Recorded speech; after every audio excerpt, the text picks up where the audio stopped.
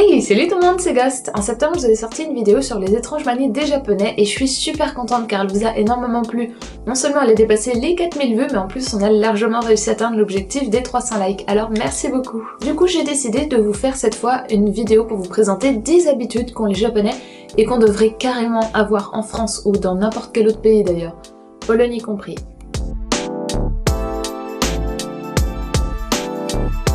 Pour commencer, je vais vous parler de quelque chose dont je n'avais jamais entendu parler avant et qui m'a carrément surprise la première fois que je suis allée faire du shopping au Japon, parce que oui, ça m'arrive quand même un peu des fois. Je ne sais pas si ça se fait également dans les boutiques pour garçons, mais si vous êtes une fille et que vous voulez essayer des vêtements, voilà ce qu'il risque de se passer. Irashaimase, fitting room wa soko desu. Kore o tsukatte kudasai. Eh?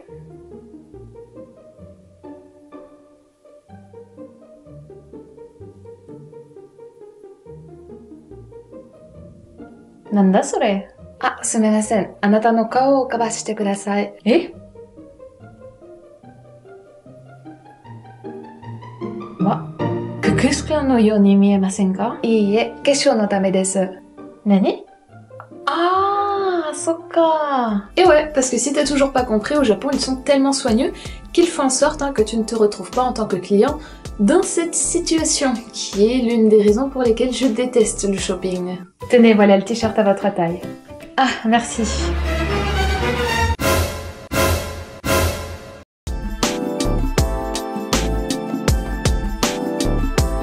S'il y a bien une habitude japonaise qui me semble tellement logique que je n'arrive pas à comprendre qu'elle soit si compliquée à faire pour d'autres, c'est celle d'attendre que tous les passagers de train ou de bus soient descendus avant de commencer à monter. Sans déconner, c'est pas comme si le chauffeur allait se barrer comme un voleur dès que les gens sont descendus. Les gens qui font ça, sérieusement, je vous pose la question, vous n'avez pas l'impression que c'est quand même plus simple de rentrer quand le wagon est vide plutôt que quand il est plein? Bah non. Nandato!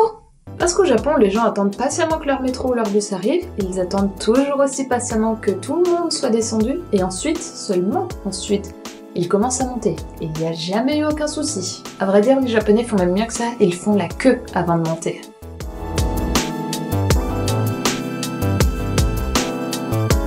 Bah ouais, si vous ne le savez pas encore, les Japonais sont les rois de la file d'attente. Vous ne verrez jamais une queue aussi bien organisée que dans une convention au Japon, au point que vous ne voyez même pas le temps passer. C'est un truc de fou.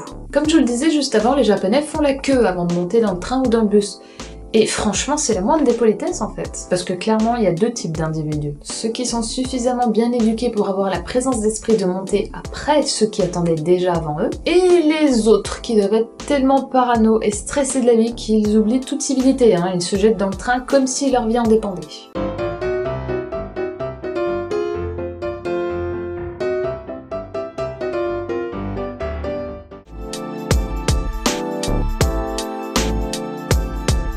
Je pense que vous le savez tous déjà, mais les Japonais sont super propres, même s'il leur arrive quand même de faire des choses considérées dégueulasses, voire malpolies en France. D'ailleurs, si vous voulez que je fasse une vidéo dessus, dites-le moi en commentaire. Mais il faut savoir qu'une de ces règles de propreté a carrément modifié l'architecture des logements japonais, puisque ces derniers possèdent tous un genkan, c'est le nom donné aux entrées japonaises. Vous savez, cette petite pièce plus basse de 10 à 30 cm du reste de la maison où on laisse ses chaussures? Bah c'est inspiré des maisons traditionnelles qui étaient construites en hauteur exprès pour éviter que toute la saleté de dehors ne rentre dans la maison. Bon, en France, il y a déjà beaucoup de personnes qui ont cette habitude de laisser leurs chaussures à l'entrée, d'autant plus quand ils sont invités chez quelqu'un. Mais il y en a d'autres, faut croire, qui sont complètement dépourvus de bon sens, et qui d'ailleurs ne voient même pas le problème. J'ai fait du thé, tu en veux? C'est quoi cette odeur? Ah ouais, ça doit être moi, j'ai marché dans la merde en venant.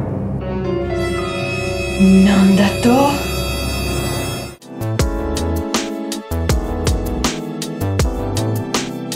Ceux qui lisent des mangas l'ont sûrement déjà remarqué, mais au Japon, ce sont les élèves qui nettoient les écoles, et ce depuis la maternelle. Que ce soit vider les poubelles, nettoyer le tableau, laver le sol, les vitres, ou encore nettoyer les toilettes. Ça peut sembler bizarre pour certains, mais en fait c'est un excellent moyen de responsabiliser les enfants dès le plus jeune âge face aux tâches ménagères, mais aussi au respect de la vie en communauté. Et quand je vois le niveau de respect et de responsabilité chez certains adultes, je me dis que ça leur ferait pas mal de retourner en maternelle.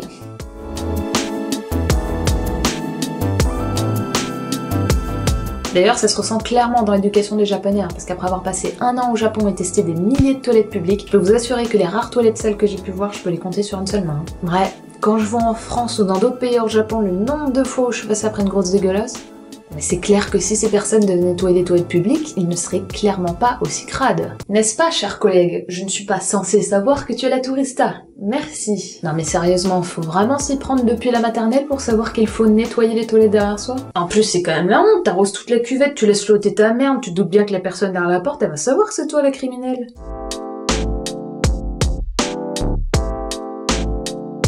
Au Japon, vous ne trouverez absolument aucune poubelle dans les rues, notamment parce qu'il est très mal vu de manger et de boire en marchant. Du coup, le peu de poubelles se situe généralement devant les combini.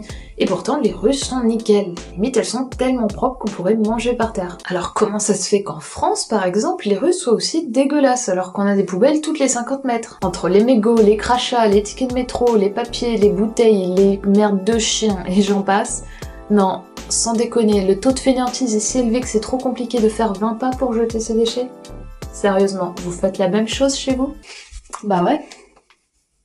Non, sans déconner, si les gens étaient un minimum bien élevés, on marcherait pas dans la merde et la France pourrait vraiment prétendre être un des plus beaux pays du monde.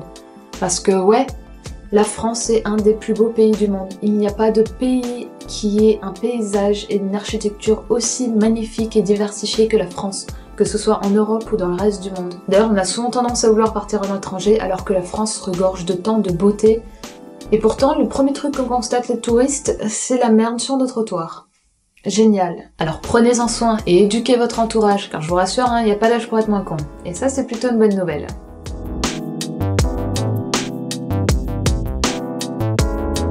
Si vous avez vu mes précédentes vidéos, vous le savez déjà, mais il est super rare de perdre quelque chose ou de se faire voler au Japon. Tout simplement parce que si vous perdez quelque chose, même un portefeuille avec 1000 € dedans, eh bien vous êtes quasiment certain de le retrouver dans l'heure qui suit au Koban du coin. Avec les 1000 € dedans. Ça peut paraître incroyable, mais ouais. Si un japonais trouve quelque chose, eh bien si c'est un vêtement par exemple, il va le déposer un peu plus en hauteur, en espérant que la personne qui l'a perdu va repasser par là et donc le trouver plus facilement. Ou alors, si c'est un objet plus personnel, eh bien il va prendre la peine d'aller le déposer carrément au poste de police le plus proche. Ouais, tant de bonté, ça me touche. Et justement, j'en avais fait l'expérience dans mon vlog à Oyebisu Garden et au bar à Hérisson. J'avais perdu ma carte de métro dans laquelle je venais de mettre quand même 50 balles et je l'ai retrouvée très rapidement au Koban à côté. Vous n'imaginez même pas à quel point c'est agréable et libérateur de ne pas avoir ce stress quotidien et quasi omniprésent de perdre quelque chose ou de se faire voler.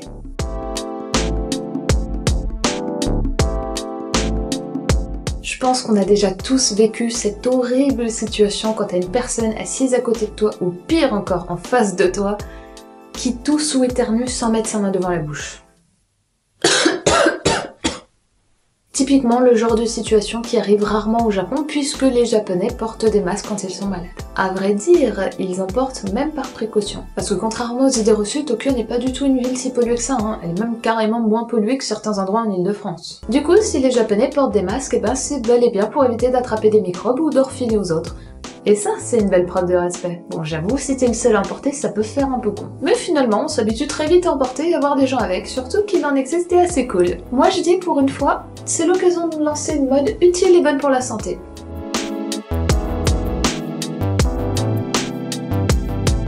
Je ne sais pas vous, mais moi j'avais une amie qui était systématiquement en retard. Mais quand je dis en retard, c'était pas genre 10-15 minutes, Non, non. C'était réellement entre 1 et 2 heures. J'allais jamais au ciné avec elle. Le temps qu'elle arrive, j'avais carrément le temps de voir le film et l'intégralité des crédits. Ah, je peux vous assurer que ça fait des années que je l'ai pas revu, Vous savez pourquoi, Non, sans déconner, un minimum de respect quand même. Et justement, de ce côté-là, les Japonais, ils assurent, parce qu'ils sont systématiquement à l'heure. Parce que pour eux, il n'y a rien de plus irrespectueux que de faire attendre quelqu'un, que ce soit un rendez-vous pro, un rendez-vous amoureux ou juste une sortie entre potes.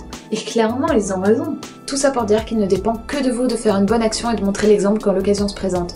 Parce que clairement, si tout le monde avait ces habitudes qui en soi ne demandent absolument aucun effort physique ou psychologique, eh bien la vie serait tellement plus simple et beaucoup plus agréable pour tout le monde. Alors, partagez un maximum cette vidéo autour de vous, surtout si vous n'avez jamais osé dire à un ami que parfois c'était comme un gros con. Bref, j'espère que cette vidéo vous a plu, si c'est le cas je compte sur vous pour mettre une avalanche de pouces bleus afin qu'on puisse atteindre cette fois les 350 likes. N'oubliez pas de vous abonner si ce n'est pas déjà fait, ce serait con de louper mes prochaines vidéos, et d'ici là, portez-vous bien. Tchuss!